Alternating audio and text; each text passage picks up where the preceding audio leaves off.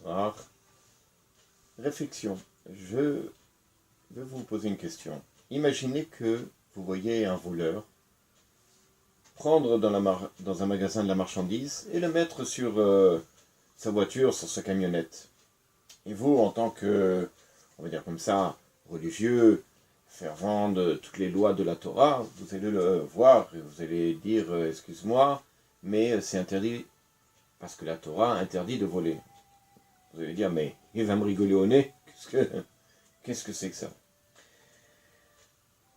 Alors, est-ce qu'on est capable de ressortir le émet, la vérité de ce qu'est la Torah, et de le communiquer à notre prochain? Une histoire extraordinaire de Rabbi Ari Levin, Zatzal.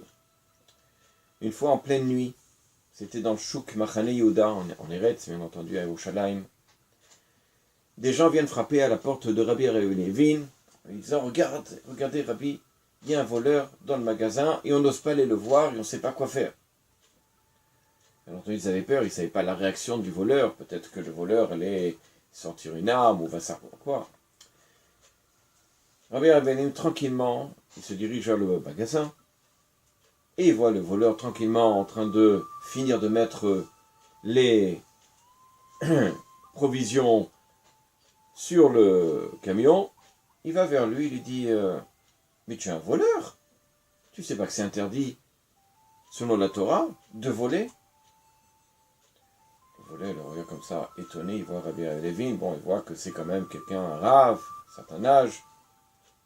Il est tellement stupéfait de la question du rave, qu'il lui demande « Mais d'accord, mais alors qu'est-ce que je fais ?» Eh bien, qu'est-ce que tu fais? Tu remets les choses en place. D'accord, je vais remettre les choses en place, mais je vais me faire arrêter quand même par la police. Vous avez tous vu. Il dit non, t'inquiète pas. Tant que je suis là, la police n'aura rien, ne pourra rien contre toi. Effectivement, Rabbi Levin était très connu parmi les rabbinim, il allait en prison, il allait voir les prisonniers, il était très connu par la police et par les chefs de police. Donc il savait très bien que tant qu'il était là, le voleur ne risquait rien. Il lui dit même, tu sais quoi? Et si tu ranges les choses, moi je vais t'aider. T'inquiète pas. Et qu'est-ce qu'il fait le voleur? Effectivement, il se met à ranger. Et Rabbi Levin, la salle, range aussi avec lui, l'aide. Après avoir fini de ranger les choses, les affaires à leur endroit, Rabbi Levin le voit et lui dit, tu sais, je vais te faire une bracha. Avant une bracha? Oui, parce que tu as accompli la mitzvah de Hashabat Aveda. De remettre, de rendre les choses volées. C'est une mitzvah de rendre les choses au propriétaire. Tu vois un objet, tu ne sais pas qui appartient, tu mets une annonce comme quoi il y a quelque chose qui est tombé, tu fais une mitzvah de pouvoir le remettre à son propriétaire. Là, tu viens de faire une mitzvah de rendre à son propriétaire, en plus Beidour, de façon magnifique. Et c'est comme ça qu'il a fait la bracha. Et bien entendu, cette personne n'est pas restée indifférente, et elle s'est renforcée dans la Torah.